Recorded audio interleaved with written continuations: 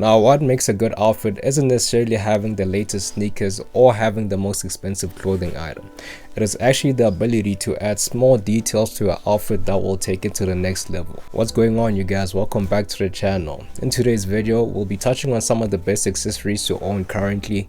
I'll also be breaking them down into categories, so from headwear to bags to what to wear on your wrist. So if you guys haven't, make sure to subscribe, and if you guys like this video by any chance, don't forget to hit that like button. Let's jump straight into it. Okay, so if you are a person that likes adding or incorporating headwear into your outfits, there are only two main ways you can go about it. It's either you're gonna go for caps or beanies. When it comes to caps, I don't really think you can go wrong with a good fitted cap in my opinion. Fitted caps will always be applicable no matter what fashion era we're in, to be honest. And the caps I've been seeing a lot across social media lately are the New York Yankees caps. These have been popular for a while now, but I think most of the popularity comes from the brand collaborations they've had in the past year or so. So they do make a great way to get into caps if you're looking to do so. And if you're looking to be a bit different, the New Era actually has some great caps you can, look into. So it shouldn't really be difficult finding yours that fits your personal style. But another style of cap I've grown to appreciate lately are vintage style caps. These come in a number of different shapes, colors, and fabrics. You can find ones that come in a two-tone colorway, some are made with a different materials such as corduroy, and some are just bright colored. So it's almost impossible finding one that wouldn't go with your current wardrobe.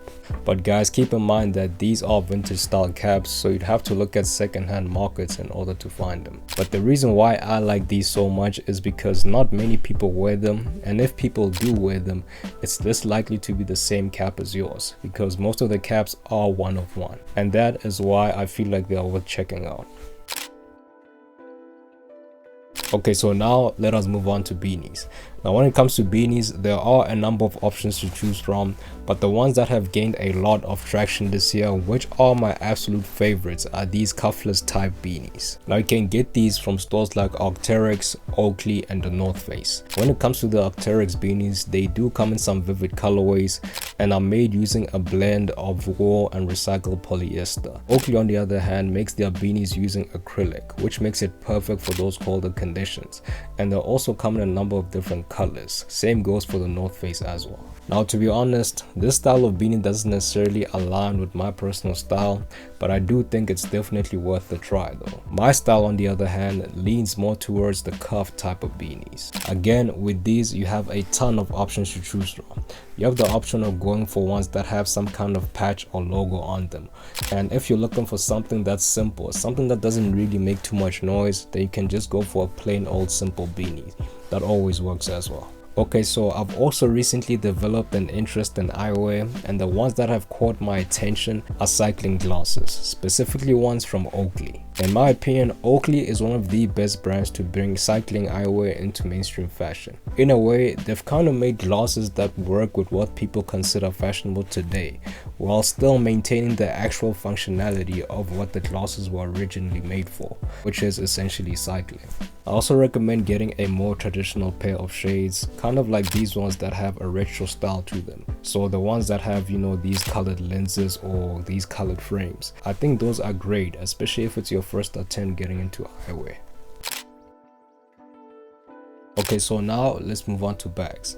Now these ones in particular are a personal favorite of mine, and that's because they kind of create a blend between style and functionality when it comes to personal styling. Starting things off with some that are on the pricey side, like this one from COS, which has this quilted pattern all around. Now I gotta say, these ones are a little fashion forward, but I see a lot of people on Instagram and TikTok seem to like them. So if they fit your personal style, then I highly recommend you check them out. Seventh also recently released a similar style of tote bag, which is more on the minimal side though, and also comes in these great earth tones as well.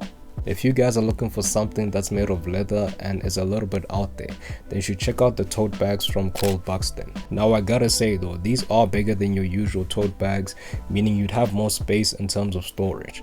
They also come in a number of different colorways. I know my personal favorite is the green colorway. I think it would make a great statement piece. And for more affordable tote bags, you guys can have a look at Uniqlo, specifically the Uniqlo U collection. I think those are great in my opinion, especially for the price you get them at. Now Now if you like or appreciate timepieces but aren't looking to break the bank with, let's say, a Rolex or an AP, then a great place to start looking would be Seiko. Seiko does have some good quality watches in general. One might actually say that it's the best affordable watch brand out there currently. My personal favorite is the Seiko SUP880, and that's mainly because it resembles the Cartier tank with its very simplistic minimal design. But the next watch you should consider adding to your collection is the Orient Bambino automatic watch. Now these type of watches are typically appreciated by watch enthusiasts, and that's because most of them aren't really battery powered, so they involve a lot of engineering when it comes to manufacturing one of these. So like the Seiko, it is on the minimal side, so you can style it with jeans and graphic tees or a full-on suit and it'll still look just fine. And if you guys are looking to fully commit to streetwear, then you can't go wrong with the G-Shock GA2100. That is made by one of the best well-respected watch brands out there. It is indestructible, and it also has some cultural significance since it's been worn by many artists, both from this era and the early 2000s era. I think Casio as a brand has watches for literally everybody, no matter what style you prefer, honestly, so definitely give it a look. But guys, that is basically it from me today. Let me know what accessories you guys think are best in the comment section, and of course don't forget to like, comment and subscribe. Peace.